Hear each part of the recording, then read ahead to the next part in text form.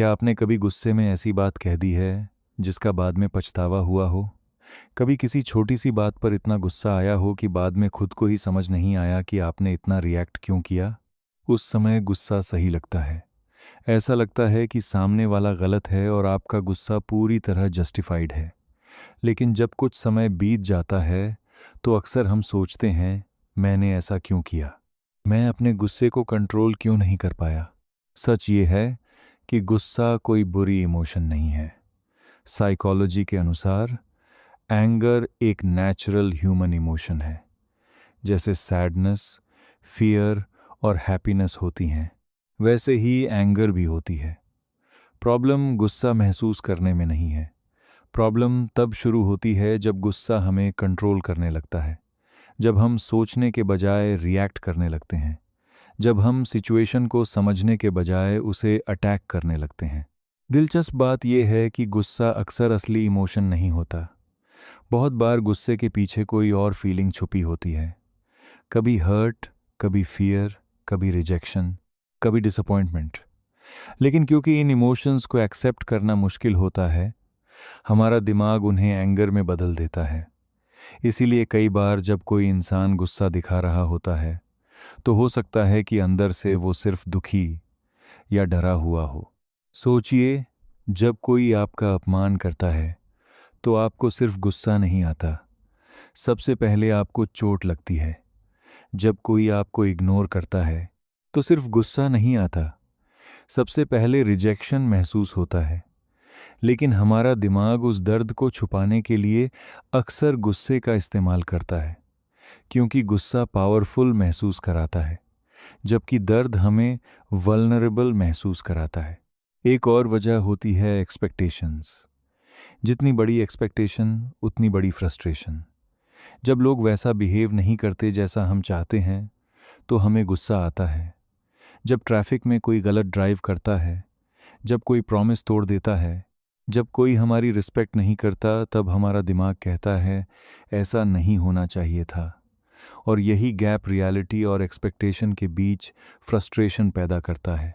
लेकिन सबसे खतरनाक गुस्सा वो होता है जो धीरे धीरे जमा होता रहता है। कई लोग अपने इमोशंस एक्सप्रेस नहीं करते। वो बार बार चीज़ों को इग्नोर करते हैं, बार बार चुप रहते हैं, बार बार कोई बात नहीं कहते हैं। लेकिन अंदर ही अंदर फ्रस्ट्रेशन बढ़ती रहती है और फिर एक दिन किसी छोटी सी बात पर एक्सप्लोजन हो जाता है। बाहर से देखने पर लगता है कि रिएक्शन बहुत ज़्यादा है, लेकिन सच में वो रिएक्शन सिर्फ उस एक मोमेंट की नहीं होती। वो कई महीनों या सालों का जमा हुआ गुस्सा होता है। साइकोलॉजी में एक कॉन्सेप्ट है जिसे इमोशनल हाईजैकिंग कहा जाता है। इसका मतलब है कि गुस्से के समय आपका इमोशनल ब्रेन इतना एक्टिव हो जाता है कि लॉजिकल थिंकिंग टेम्परेरली कमज़ोर पड़ जाती है। इसी वजह से गुस्से में लोग ऐसी बातें कह देते हैं जो वो नॉर्मली कभी नहीं कहते। इसी वजह से लोग डिसीजंस लेते हैं जिनका बाद में पछतावा होता है। उस समय ऐसा लगता है कि गुस्सा आप कंट्रोल कर रहे हैं, लेकिन सच में गुस्सा आपको कंट्रोल कर रहा होता है। तो क्या एंगर कंट्रोल किया जा सकता है? हाँ, लेकिन उसे दबा कर नहीं। बहुत लोग सोचते हैं कि एंगर कंट्रोल का मतलब है कभी गुस्सा न करना, लेकिन ऐसा नहीं है। हेल्थी एंगर कंट्रोल का मतलब है गुस्से को समझना, न कि उसे दबाना। जब भी गुस्सा आए, खुद से पूछिए, मैं सच में क्या महसूस कर रहा हूँ? क्या मैं हर्ट हूँ? क्या मैं डिसअपॉइंटेड हूँ? क्या मुझे इग्नोर किया गया है? कई बार इस सवाल का जवाब ही गुस्से की इंटेंसिटी को कम कर देता है। एक और पावरफुल टेक्निक है पॉज लेना। गुस्से के समय तुरंत रिएक्ट मत कीजिए। कुछ सेकंड रुकिए, गहरी सांस लीजिए, क्योंकि गुस्सा जल्दी आता है, लेकिन क्लैरिटी थोड़ा समय लेती है। और अक्सर वो बातें जो हमें गुस्से में सही लगती हैं, कुछ मिनट बाद उतनी सही नहीं लगती। शायद सबसे ज़रूरी बात यह है कि गुस्सा आपका दुश्मन नहीं है। वो सिर्फ एक सिग्नल है। वो आपको कुछ बताने की कोशिश कर रहा है। शायद कोई बाउंड्री क्रॉस हुई है। शायद कोई दर्द है जिसे आपने एक्सेप्ट नहीं किया। शायद कोई एक्सपेक्टेशन टूट गई है। अगर हम सिर्फ गुस्से को ख़त्म करने की कोशिश करेंगे तो हम उस मैसेज को मिस कर देंगे जो वो हमें देना चाहता है।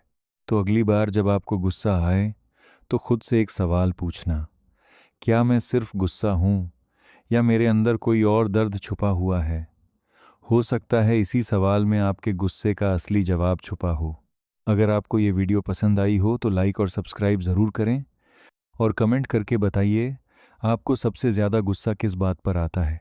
मिलते हैं अगली वीडियो में।